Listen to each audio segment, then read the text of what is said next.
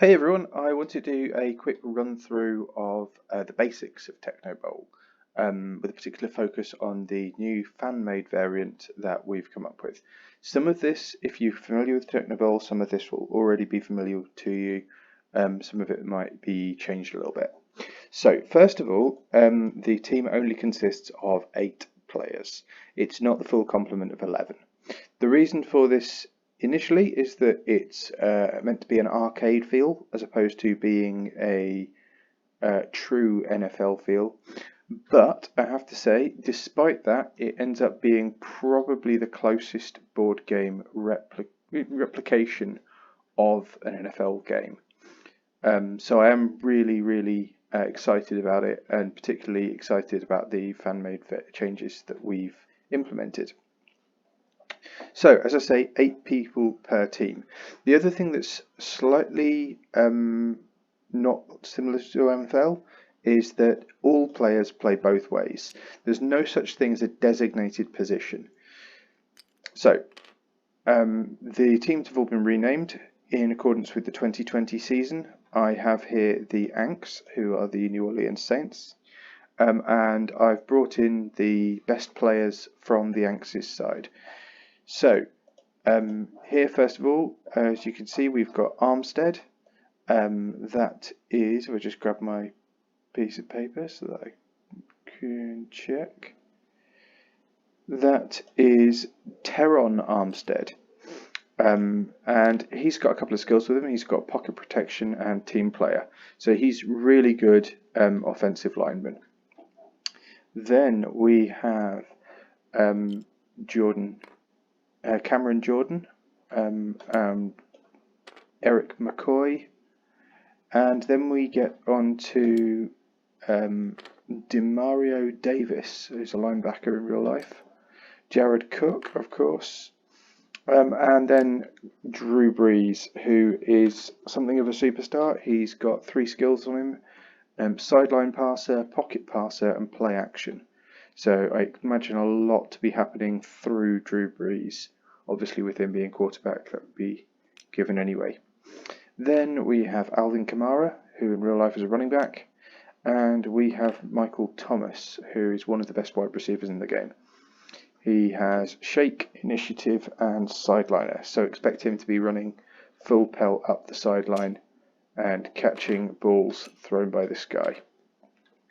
Okay, so one thing I do need to highlight to you, if you are new to Techno Bowl, is that the first number on all these players, some players have 2 digits, some players have 1, but the first number you come to will always indicate their skill level, which is quite a useful stat in that it is just one number, and it represents how strong they are, it represents how fast they are, and it represents how skillful they are in just one number.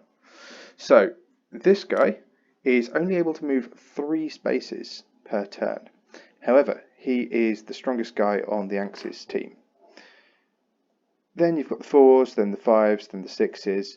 These guys, particularly the 7, has got the biggest movement, and they're also the most skillful players in the pitch. So these guys are very good at throwing the ball because they've got a lot more range. They're also good at running the ball because they're able to move further. And hopefully these are able to make use of some of the holes that these guys have opened up. So, obviously I needed to have an opponent for the Ankhs, and that's where I've brought in the Revolt. The Revolt are the LA Chargers. So, the LA Chargers, the reason I've gone for these guys, there's 2 big reasons. Firstly, they kind of really match up to my playstyle. So anybody who knows me knows I like to blitz quite often. And secondly is that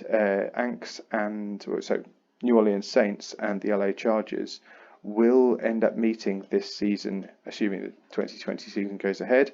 They will end up meeting for real, so it should be a sort of fun precursor to that. So in this team we have Brian Beluga, we have Joey Bosa, who has 3 skills on him. He's got block party, blitz, and lockdown. So he's extremely good at blitzing and also good at stopping the run game. Then we have Joseph, who is Linval Joseph. We have Melvin Ingram, who is again very, very strong at blitzing and very good at stopping the run game. Then we have Austin Eckler, who is a running back. In real life anyway. Like I say, in this game there are no such thing as set positions. Any player can be put in any type of position, but very often the skills they have will suggest that they are better at one particular type of role than another. So then we have this guy, Chris Harris, who is a cornerback with man defender. Hopefully if I can get him marking this guy, he can hopefully shut him down a little bit. Then we have Derwin James, and we have Keenan Allen, who is a wide receiver with Shake. So those are the two teams. I'm going to just do a quick recap of how movement works, because if you're new to Technobowl, then obviously you need that explaining. And if you're not new to Technobowl, then it's still a good idea to recap it. So, if I was wanting to move number 7, if I was to just move straight forward, it would be 1, 2, 3, 4, 5, 6, 7. However, it gets a bit more wrinkled if I wanted to move diagonally. So, the way this works is the first diagonal costs you 1 point of movement. The second diagonal costs you 2 points of movement. The third diagonal costs you back to being 1 point of movement. The fourth diagonal is again 2 points of movement. The fifth diagonal is 1 point of movement. So if he was moving straight diagonally, it would be 1, 3, 4, 6, 7. Now, again, it becomes a little more wrinkled if there's a player on him. So if you are trying to move out of a zone that is threatened, and right here we have a threatening player, he is right next to me and I'm trying to move out of that threat zone. If I move to here, that is going to be, instead of 1 point of movement, that is now 2 points of movement. If there were 2 players on me, then instead of 2 points of movement, it is now 4 points of movement, 2 for each of these players.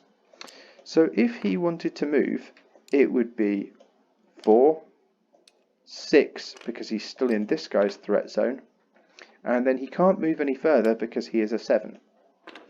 If he wanted to move diagonally and get out of that threat altogether, he could move 4 and then 7. And remember, it's an extra point of movement because it's my second diagonal. If you are trying to move with the ball, it gets a little trickier still, because when you're with the ball, instead of being 2 points of movement for each player that's surrounding you, it's now 3 points of movement for each player that's surrounding you.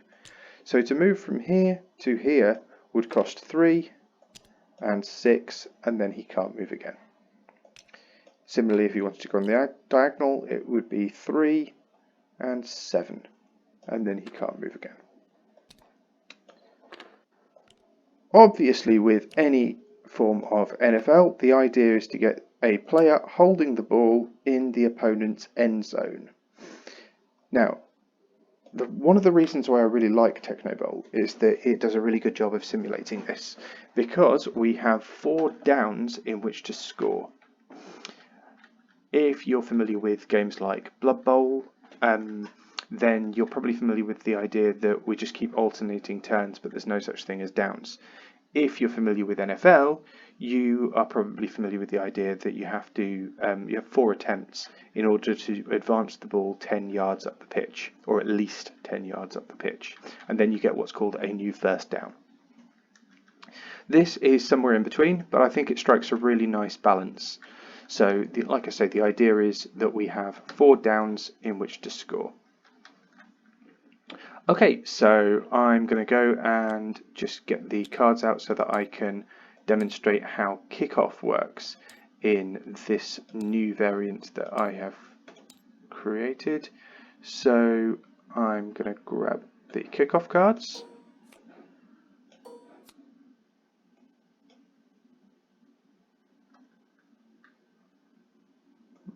Close that down. And as you can see, we have two options. We have deep kickoff, or we have an onside kick. Now, the team that's kicking off, and we need to randomize that, so I'm going to say if it's odd, it's going to be Ankhs kicking off, and if it's even, it's going to be Revolt kicking off. So it's odd, so it's Ankhs kicking off. Okay, so Ankhs have got two choices. They can either go for a deep kickoff, or they can go for an onside kick. If they go for a deep kickoff and they get the ball as far as the opposition end zone, then Revolt will have two choices. They can either take a touchback and start on the 25, or they can try and run the ball back. However, if the ball doesn't reach the end zone, if it instead lands here, then Revolt are forced to run the ball back. Now, Revolt also have the same two cards. They have onside kick and deep kickoff. Now, if they guess right, then they get a slightly better return on the deep kickoff. If they get it wrong, they get a slightly worse return on the deep kickoff. If I go for an onside kick and try and be cheeky and try and be a bit tricky, then if they guess wrong, then the odds are slightly better for me as the kicking team. They're still not strong odds. Onside kicks are a very tricksy manoeuvre that often teams only really take when they are losing and desperate. However, if they guess right that I'm going for an onside kick, then the odds are definitely worse for me. Or worse than they would be if the opposition guessed wrong. So, we put those two cards over there, and Ankhs are going to go for a kickoff. So I am going to select, and I'm going to do this face up, I'm going to select the deep kickoff, and suppose they have already chosen as well, and they've said that they're expecting a deep kickoff. So Ankhs roll the dice first, and they roll a 2. So the ball landed here. Now, the Revolt have the choice of rolling d6 and seeing if they can get the ball further up the pitch. However, given that they would need a 1, 2, 3, 4, 5 plus to get back to where they would be if they just took a touchback, I'm just going to let them have the touchback, and they're going to be starting with the ball there. So, to set up an offensive formation in Techno Bowl, we must have one player who's snapping the ball, and I am going to choose that to be this guy, I think. No, he's Melvin Ingram. We're not going to use him, we're going to use this guy. And then I am going to set the rest of the guys up on the line. I'm going to set these two guys up either side because I feel like they're my biggest weapons. I'm going to try and use them to smash people up a little bit. Not 64, 46. I'm going to put James at quarterback. Now, one wrinkle is that we must have one player on the line outside the hash marks. So I'm going to put this guy over here, and I'm going to put this guy a little bit deeper. So as you can see, we've obviously set up to be a passing play, and now I've got to set up the Ankhs against that.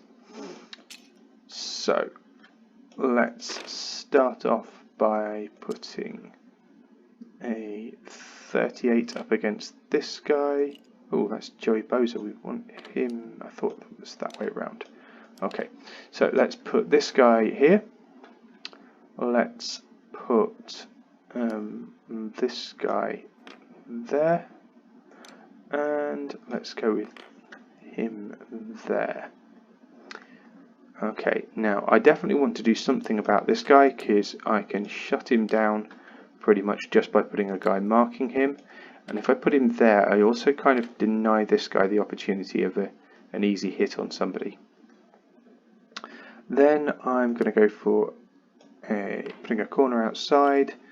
I'm going to put a couple of guys over here and then put this guy nice and deep. So I'm quite happy with the way that team's set up. Now, both teams have to draw a play call, which means I need to put myself in as a player. And for this, I'm actually going to do something a little bit unusual. I'm going to have all 32 cards in my hand. So for the Revolt, we'll do the Revolt first. Revolt are going to try and run this guy a little bit deep, get him turned around, running back the other way, and then hopefully try and follow up with this guy and see where that gets me. So I'm going to start with number 6. Is going to be the first card in the play call, and then we're going to go with 46, who is there, and then we are going to go with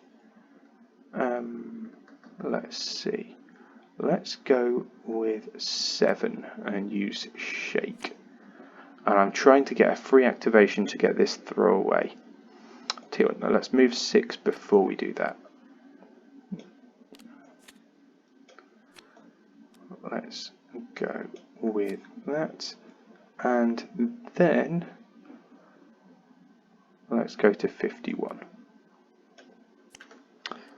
Flip those cards over, and I'm going to pop them there on this draw pile. Okay, so now I've got to figure out what I'm going to do with the Ankhs. The Ankhs are going to start with 38 because they've got a nice match up there.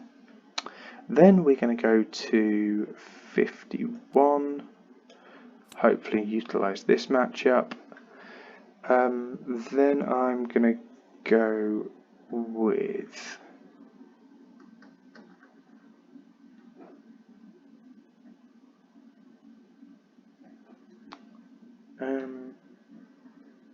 65 and 6. I'm going to throw 44 in there. I don't know quite what I'm going to do with him yet, but hopefully he'll be useful. I can always read and react at that point if need be. Okay, so now the Revolt get to do what's called a motion, or a shift. And a shift is where you can throw away one card to. This is a slight rules change to what Technobol used to be. So Revolt can throw away one card to move one player their full movement, or can throw away 2 cards to move any 2 players a half movement, which just really condenses the motion phases that were in the game before. It streamlines it, it condenses it, it makes it faster, and yeah, that's all very good, we feel, for the game. So in this instance, Revolt are not going to make any shifts. The other one thing they can do at this point is they can spend 3 cards to give any player any skill. However, that's kind of one of those desperation things you do when you really need an audible and you really need a specific play that's not available to you the way things are set up. Generally speaking, this game is driven by cards, and you only have 16 cards in each of the decks. And if you are spending your cards too quickly, then you are quickly going to find yourself in trouble. So Revolt are not going to make any motions, any shifts. So Ankhs are also not going to do any shifts, and so we will snap the ball and see the first card. So we have 6 and we have 38. Okay, so one thing that's changed from the original rules is that we're now rolling off on every single card play. You add your skill number onto your die roll. So a 6 has a much higher initiative than a 3, and he will probably be going first. And in this instance we have 6 plus 3 and 3 plus 6. However, the offense always breaks the ties, and so the offense still gets the choice of whether they would like to go first or second. And I will go first, I think. I'm going to move 2 and 6, and I'm just going to stop there. That makes life a little bit more difficult for him. He's got the block here he can go for still, or he could go for the block on this guy like I was originally intending, or I could do nothing. And I think, given that you really don't want to be giving away free activations, which I'll come to in a minute, I'm going to do nothing, which is perhaps a little boring, but we'll move on. So we then have 49 and 46 and 51. Okay, so again, roll off for this one. And we have, again, a draw, 4 and 5, and we have 5 and 4. So, in this instance, 46 is again going to go first, and he's going to go 1, 2 to there, and he's going to go for a block on this guy, block on 55. Now, this is where the strength comes in. There is a strength of 4 versus a strength of 5. Again, you'd think that higher numbers are beneficial, but actually the higher numbers are beneficial for skills and for movement and for initiative. Strength is the opposite. So the lower number is the stronger guy. So this guy has a +1 for the difference and a +1 for having a teammate there, which means he's already at +2. I can then draw 46's other card and make it a +3, which is the best you can get to overall. So at +3, I'm going to be rolling. You need to get to 7 for a partial success, and you need to get to 10 for a full success. So that is a full success, which means he is flipped over, because he would be pushed here, but he cannot move through that gap, so he is pushed over instead.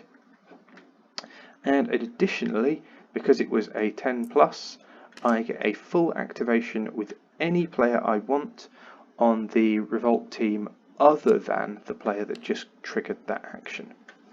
So I'm going to use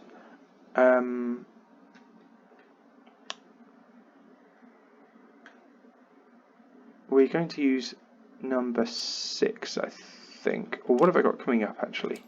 Be a good idea to check. No, I'm not going to use 6 because I can see 6 is coming up. So I'm going to use 7. So he's going to go 1, 2, let's think. Yeah, he's going to go 1, 2, and then I'm going to shake this guy, which means I am at +3. Now a shake is a little bit different to a normal block. Shake is something that the faster players do. It's where you kind of try and wrong foot your opponent. So this guy is going to shake this guy, which is at +3, because in this instance higher numbers matter. So I'm at +3 and I've got a teammate, but +3 is the maximum that you can get to. So this is a shake at +3. And again, full success. Now, my shake rules work a little bit differently to the originals. So the way that it works with my rules is that when you make your next movement, this guy follows into the space you were in. It's a really useful way to be able to pull the opposition out of position. So in this turn I moved 1, 2, 3, 4, 5, and unfortunately the next movement will be next to 2 guys, so I can't move again. However, I can got another full success, so I can bounce that back onto this guy, and I think I will do, because he can go here and block this guy. Difference of 1, and I am going to draw 2. No, actually it's not worth that. I'm going to go with 38 on 43, which is a difference of 1, so that's +1. And then I've got this guy helping and this guy helping, so that is +3 overall. So a +3 die roll. Yep, again a full success. So the bot was coming from 38, I'm going to push him to there and follow up. And then with that free activation, I am going to go with 7, and that's 4.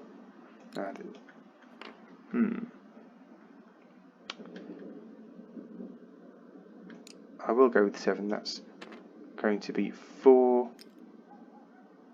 5, 6, 7. So I'm getting my receiver deeper down the field. Oh, and I've then got 51 to activate for the Ankhs. So 51 is over here. He's kind of caught in no man's land a little bit.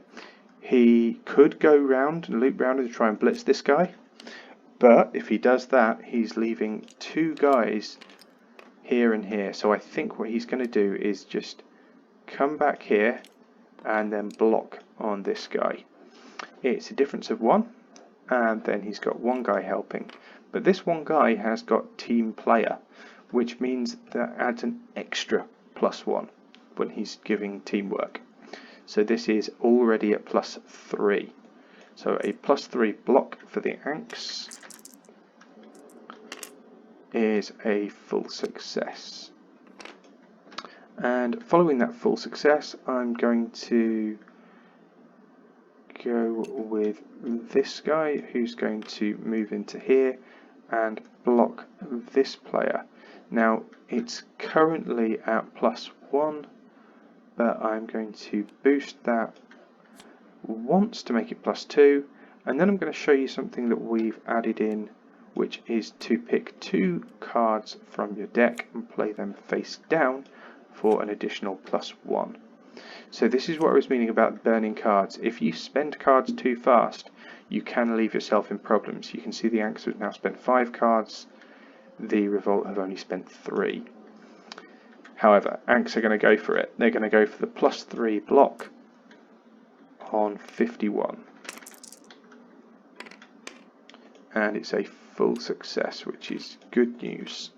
So that pushes him back, and then a free activation again is going to be with this guy going 1, 2, 3 and making a block on number 7, and that is a difference of 1. It's 1 teammate helping, and then there is 1 extra card of number 6's.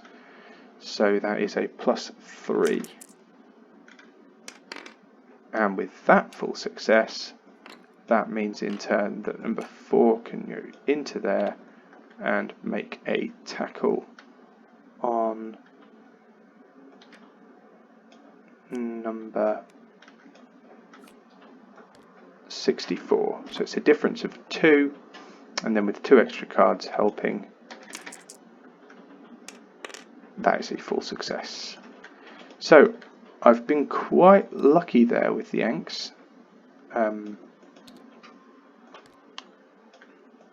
However, they have managed to get a sack for a loss of 15, which is not good. So if I move all these to the back of the end zone, I can then set up for another play. Okay, so I'm going to do something maybe a little bit different. Oh, we need to work out time first of all. Okay, so that was a play where the ball never crossed the line of scrimmage, so it's only 2 cubes. It ended via a tackle.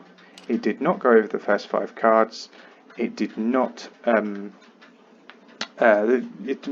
by the offense running out of cards. So therefore it is 3 time cubes. We play 12 time cubes per quarter.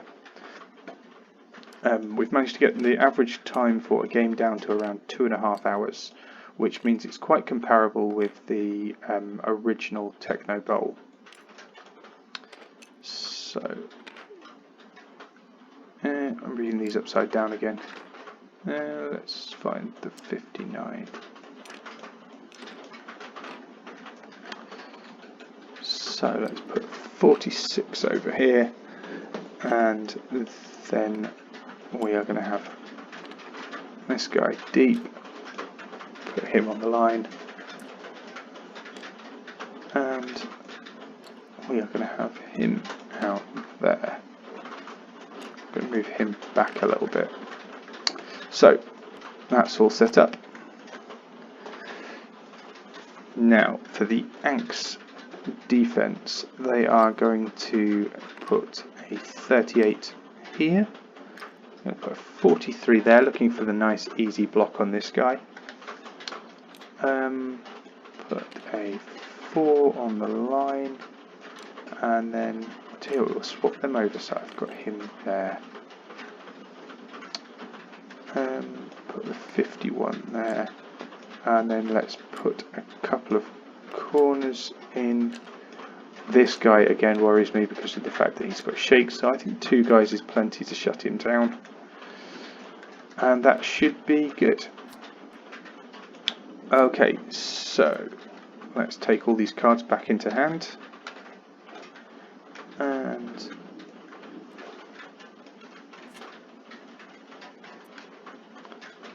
then I will rearrange my hand so that I've got all of the Revolt on one side together and all of the Ankhs on the other. Okay, so again, Revolt need to choose a play. This time I think they're going to go for a running play off of this guy. So Melvin Ingram, who is normally a linebacker in real life, is filling in at running back in this play. He is going to take the ball and he is going to try and run it through this gap here. So I'm going to go with 51 first. And I'm also then going to look for ways how I might be able to generate free extra outcomes, extra activations, and I think one way might be using this guy. However, in order to get those free activations, I'm either going to need to move him over to here and start blitzing, blocking this guy, or I'm going to have to move him right the way around and start blocking this guy. I think I prefer this option. So we're going to actually start with 46 and then go to 51 and then go to 51 and then go to 46, and then in case I'm managing to get anywhere with this, I'm going to try a handoff to number 7. Okay, so quite a simple play setup this time. The Ankhs are going to look for ways how they might be able to attack. So they've got this option over here. So they're going to go with 43. Actually, they might go with 38 first and then 43. Over on the other side, this defensive end here, they've got 51. And then they can go with number 6, and I'm going to put 7 in as the last guy. Okay, so we are going to say for the Revolt, they are going to make a motion. Grab a 59, put that over there. And 46 is then going to move 1, 2, 3, 4. So when you do a motion, you don't have to discard the exact card, you can discard one of any card. And I've discarded 59's card because he's the guy snapping the ball and is probably therefore going to be less effectual towards the actual play itself. So he is snapping the ball and he is moving. No shifts from the Ankhs, and so we will snap that ball and see first cards. So we have 38 and we have 46. So I'll roll off on this one then.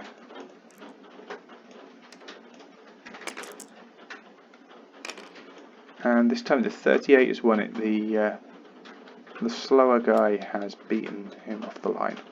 So I'm going to move to there, which is 2 movement, which means I can still do a block, and I'm going to have a +3 blocking opportunity right there.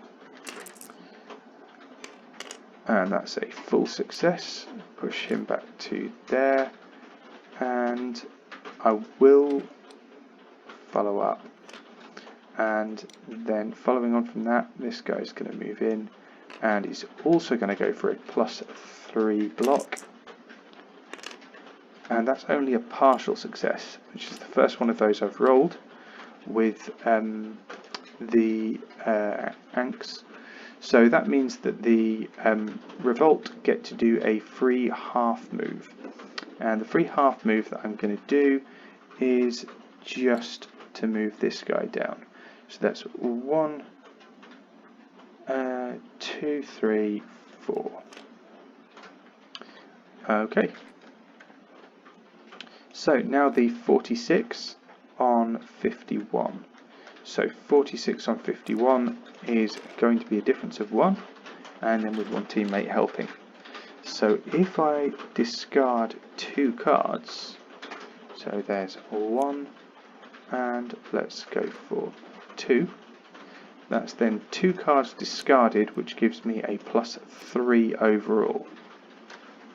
So if I grab the dice, that is a full success, which means that I get free activation with any other player, and if I use that activation to do a block, because this guy has block party, that in turn means that the other guy gets an additional +2 to any other modifiers he would have. So block party is quite a nice skill. I am however just going to take the handoff and run with the ball.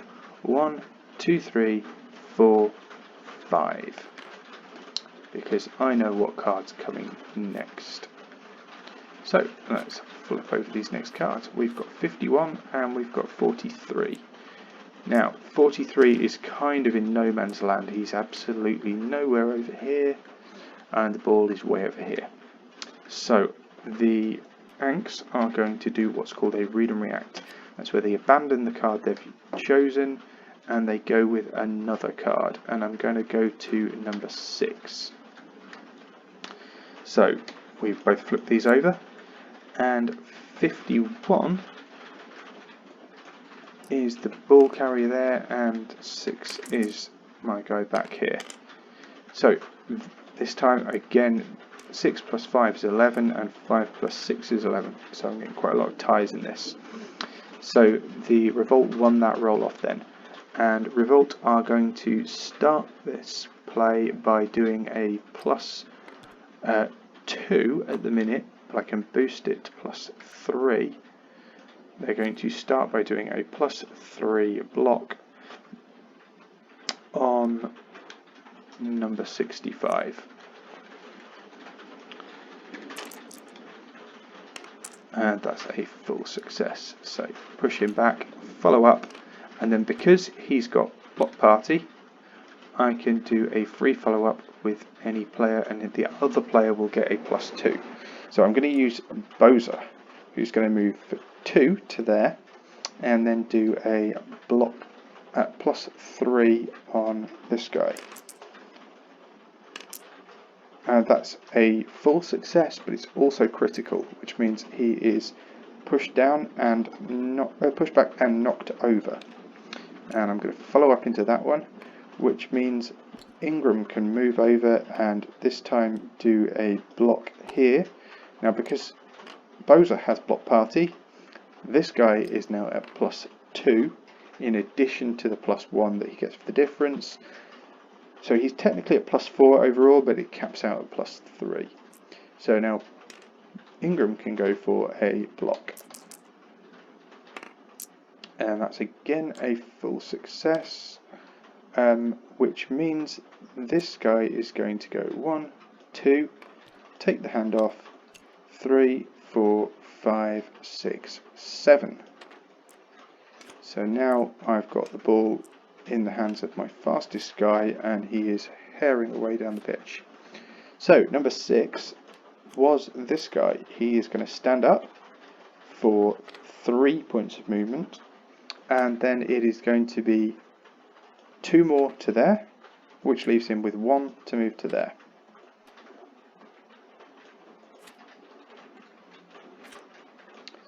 So then we have 51 and 51. Definitely need to read and react as the Ankhs now, because things are getting really desperate. So I'm going to read and react to number 7. And that does give the option for the Revolt to read and react, and I think I will do in this situation. So both of these cards flip over, and it's a roll-off. 6 and 1. So Ankhs go first with 1, 2, 3, 4, 5, 6, 7. So because I am moving a guy into contact with the ball carrier, that is pressure. Now, if it's pressure behind the line of scrimmage, then you are pressured for 2 cards, and if it's pressure after the line of scrimmage, then you are pressured for 1 card. So that is going to be 1 random card lost from the Revolt's hand, but we'll just choose it to make life easier. And that is the Ankhs done. So the Revolt are now able to move for 3, 6, 7. And now next cards, we have 46 and we have 6. Okay, no read and react from the Ankhs this time. And they won the die roll this time. So 1, 2, 3, 4, 5, 6. And that's pressure again, so I'm just going to grab 1 card. And then 46 on 65. I'm going to try and do everything I can to get this full success so that I can keep this going and maybe score a touchdown. So that is a +3 on 65. And that is a full success, which means 3, 4, 5, 6, 7.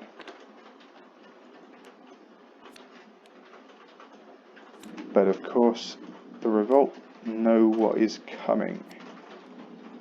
Last card is number 7. So I think it's almost a guaranteed touchdown now. Roll off.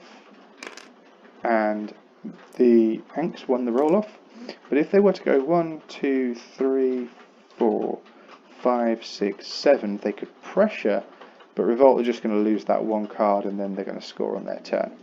So, Ankhs need another plan, but I don't think there is another way of... I think even if they were to try and make some speculative block here and create future activations, there's no way of getting this guy stopped.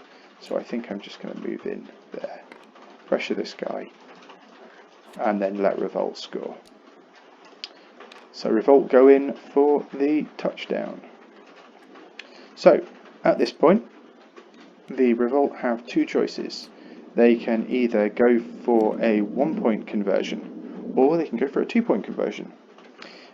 In either instance, they need to basically have the ball here on the 20-yard line.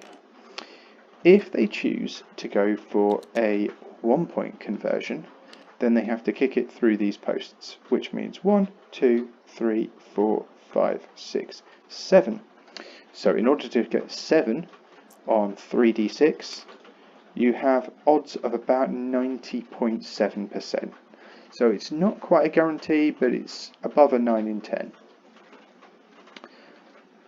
However, if they want to go for a 2-point conversion, all they have to do is run a play from that point, which is an entirely subjective number, and it depends on how skilled their team is, how skilled their coach is, how skilled the opponent is, etc, etc, etc, and there's a lot of different micro interactions that happen within that 2-point conversion attempt.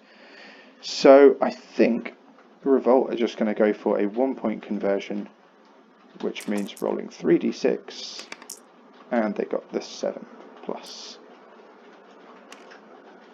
So that is now 7-0 to the Revolt.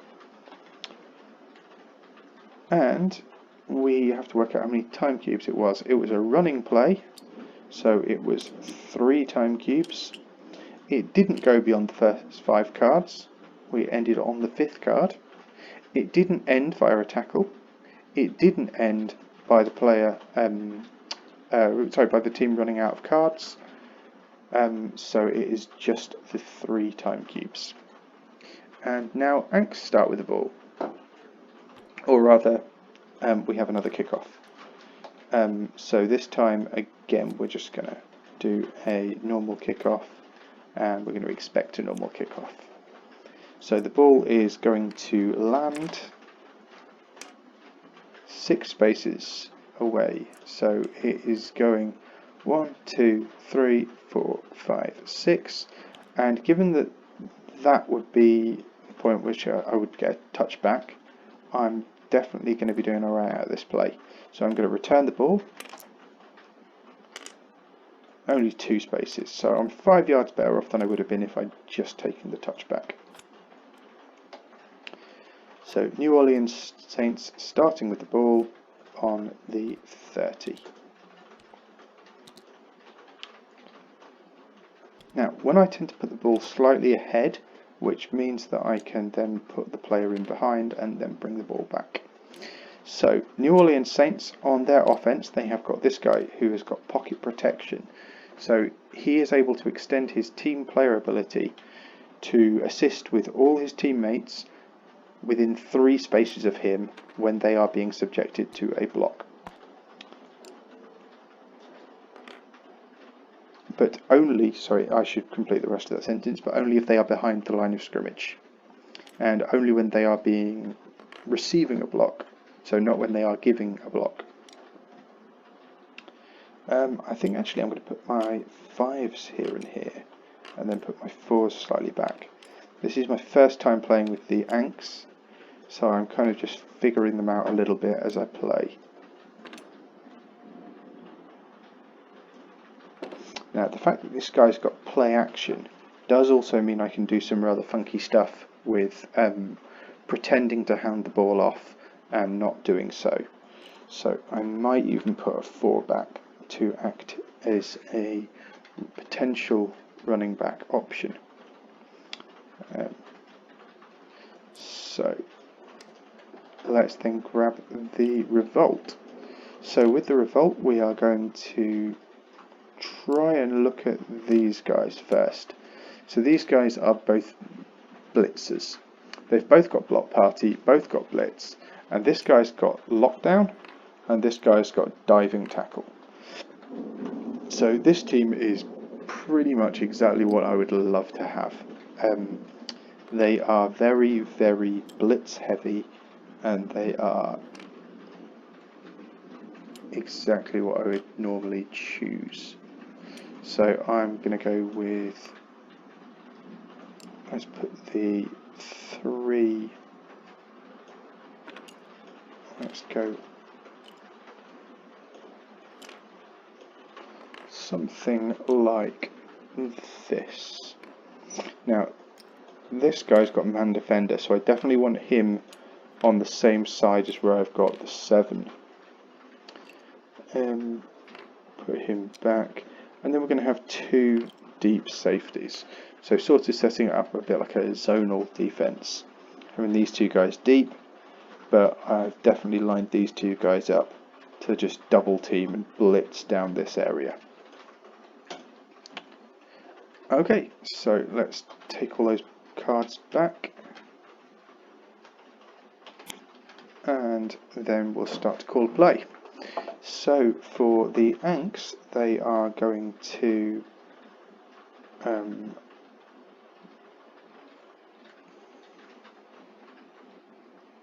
tell you what I could do, and that is to play number 7 first, try and pull 38 out of position a bit, and then run 55 down the middle. So let's play 7, and then let's go with 55, and then let's go with 6.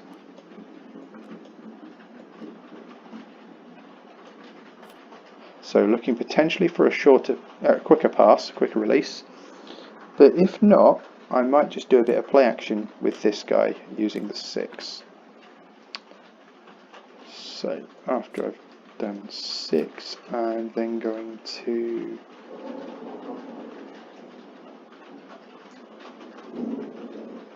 .44 and 44. I'm quite happy with that play. And then with the Revolt, they are going to try and blitz hard down this side. So this 3 teamwork does stretch as far as this guy, but it doesn't stretch as far as this guy, so he's very, very vulnerable. So we are going to blitz him with 51, and then we are going to go then to 15, no, it's wrong, 51. We're going to go with 51, and then we're going to go with 46, and then we're going to go back to 51, and then let's use 38 in there as well, and then let's go back to 46. Just a very, very offensive, hard-hitting defense. Okay, so let's look at doing motions with the offense first, and I'm not going to do anything. And then with the defense, I'm just going to bring this guy up, which is going to mean discarding 1 card, and that is going to be that one. Okay, so let's flip over the first cards. So the 7 is going, roll off first.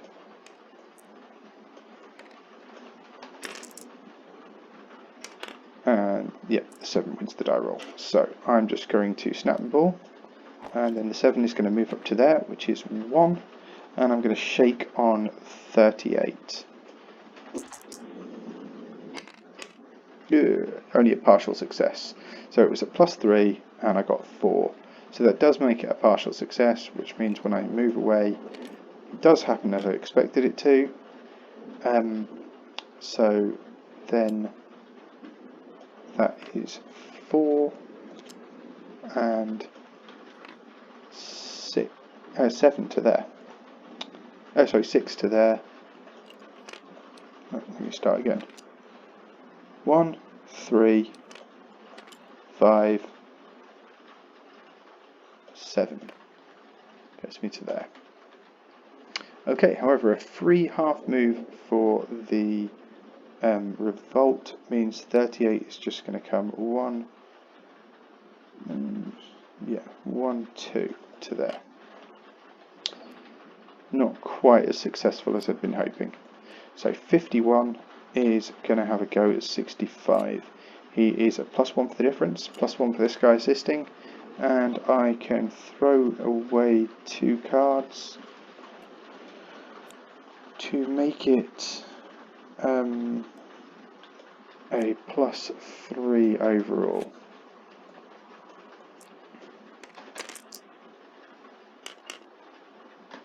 Yep, which was just worth it. Now, because he's got Blitz, provided he is blocking someone who is behind the line, which is a stipulation which I've added in, which wasn't in the original, provided he is blocking someone that is behind the line of scrimmage, or not behind the line of scrimmage, then he can do so as part of a full move activation. So he has not yet moved, and then that is 2, 4, 5 to there. So with a free activation, remember he's got block party, so this guy, or this guy actually, could be a +2 additional. So I'm going to move to there and go for a +3 block on 65,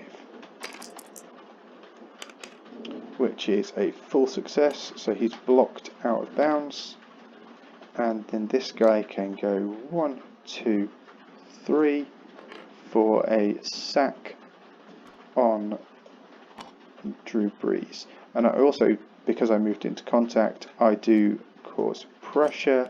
I will grab 2 cards at random. And that is a tackle there. Again, I can boost this, but I'm starting to run thin on cards. So I'm going to do so with 2 cards like so. And that's a success. So 5, difference of 1, and with the 2 cards they did make a difference. It was crucial, it was what got me to 7. So that is then 2nd down there. Now that was a card that never didn't pass the line of scrimmage, and it ended via a tackle, so it's +1. Okay, so Revolt have more or less done to Ankhs what Ankhs did to them in the first half. Caused a 15-yard loss on 1st down.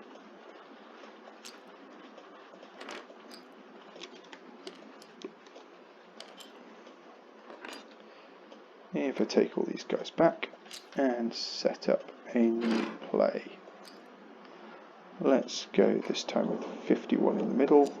No, we'll go 38 in the middle still, because of the pocket protection and teamwork. I'm going to go a little bit narrower, I think, this time, just to not leave myself open so much to the blitz.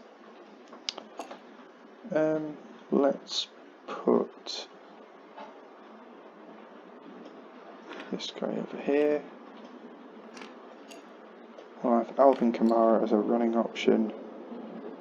And then technically this guy is on the line of scrimmage and outside the hash marks, so I've fulfilled those requirements. I'm going to put this guy here so that I'm a bit more protected from this side. Okay, and then I need to set up the Revolt.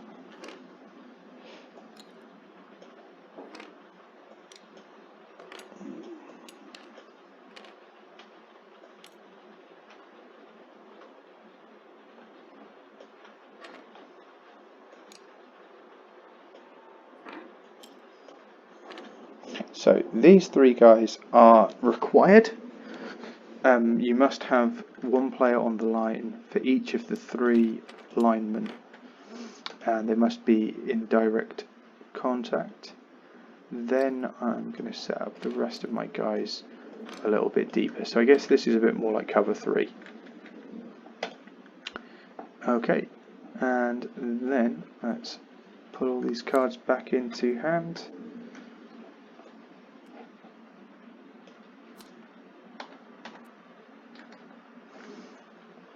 One of the big problems that we saw with the original rules was that plays would often go dead and there'd be no way of resolving it efficiently. So part of the reason we've made it so that there's more ways of spending cards, and so that pressure applies everywhere on the pitch, is that the result of those 2 changes is that the offense runs out of cards faster, which forces them to think up a play faster, which forces the game to go faster, which means that those dead plays do tend to resolve quicker. You can't even plan to have a play like that to kill the clock, but if you do, they still resolve faster than we were seeing in the TTS League, where we regularly had plays lasting 45 minutes without the ball moving. Okay, so I am all set up with the Ankhs, and let's pick a play. I'm going to go with 7, who's just going to run straight down here. Actually, Revolt have done something stupid. We should have those 2 that way around. So I'm still just going to run the ball. Run number 7. Might run him down the sideline, because his sideliner ability means that he actually gets a slight... he can negate 1 point of movement when he's moving down the sideline.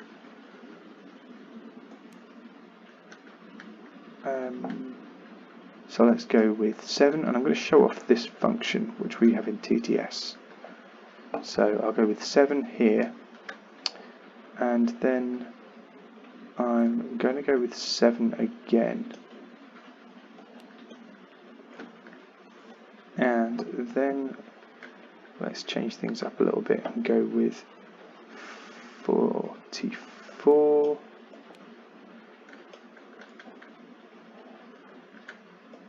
Do a play fake with 65.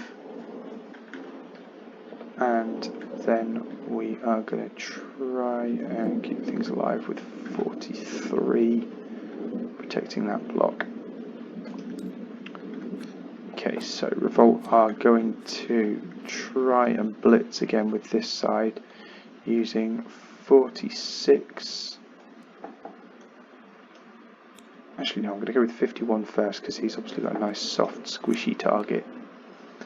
So 51, 46, and then we're going to go pretty much just repeat that. But I actually also like the target 38's got, and I don't know how long that's going to stay that way. So I'm going to do that. Okay, so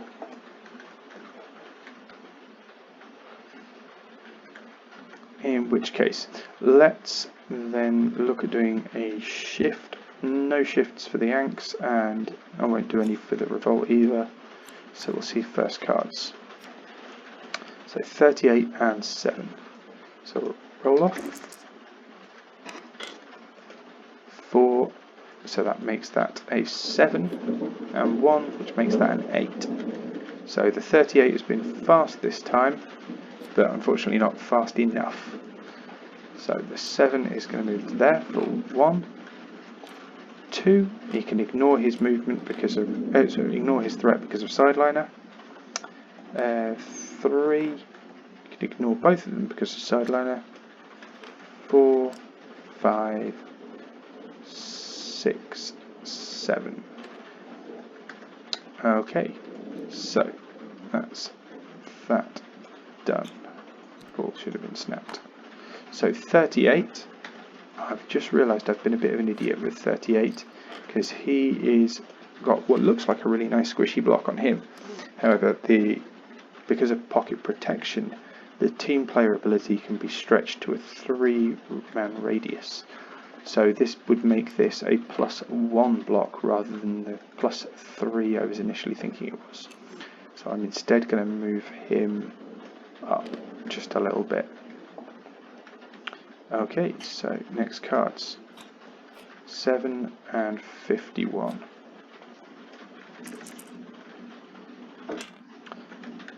And the 7 has won that roll off. So I'm just going to run 1, 2, 3, 4, 5, 6, 7.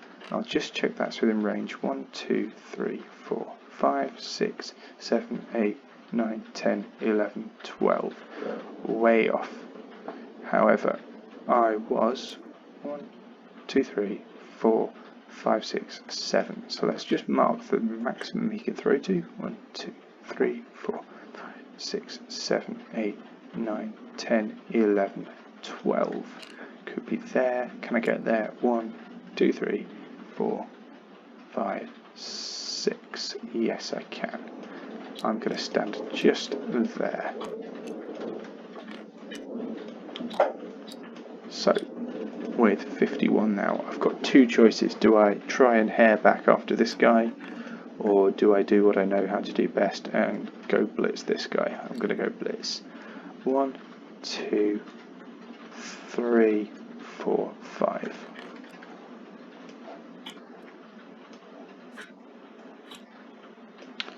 So 44 and 46.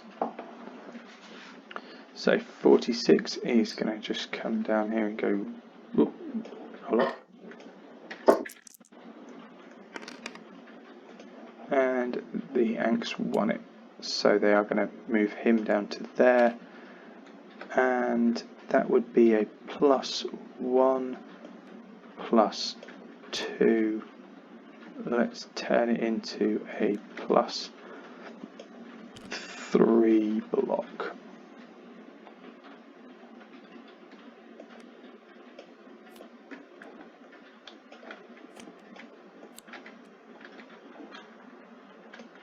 So +3 block on this guy.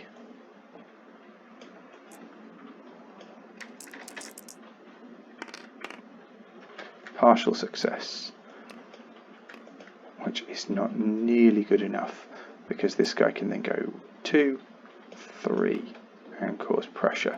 So we'll just grab 2 random cards and then we will do 46. So 46 is just going to go 1, 2 and take the block here that I was just saying a moment ago I wouldn't do. And I'll throw in 2 random cards.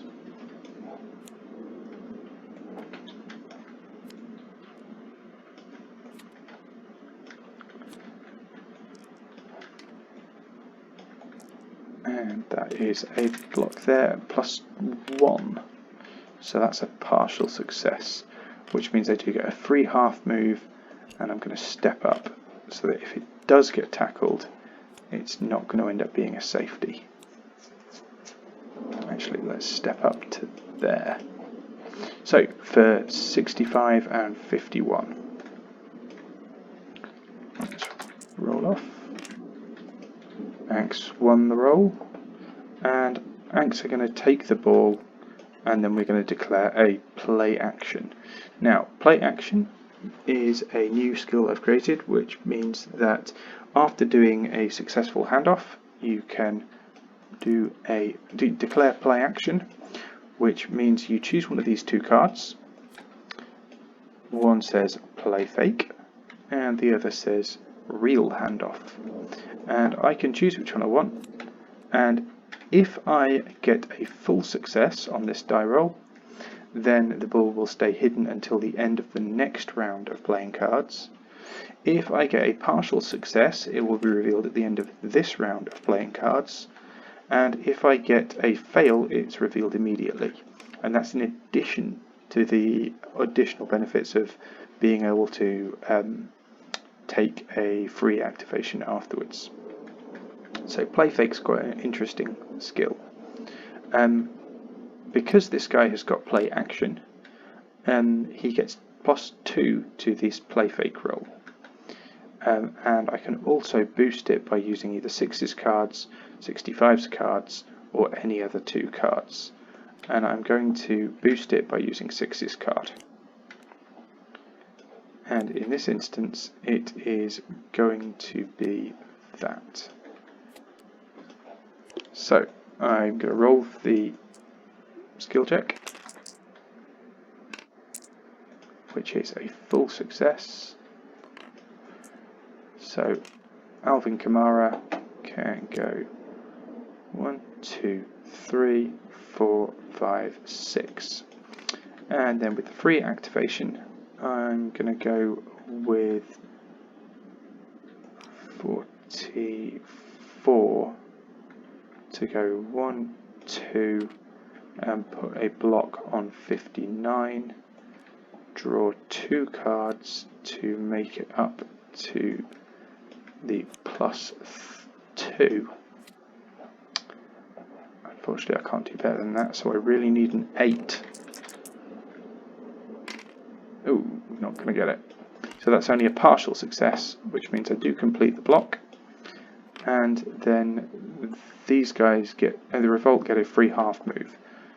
If I was to go 1, 2, 3, I could then go 1, 2, 3. So 1, 2, 3, 4, 2, 3, 1, 2, 3, 4, 5. So I could get him in contact this turn. So half move is going to be 1, 2, 3, and then with his card I'm going to go 1, 2, 3, 4, 5, and that is pressure. So 1 random card, and he has diving tackle, which means he can. He is at +1 at the minute, and I'm going to throw in 2 other cards to make that a +2.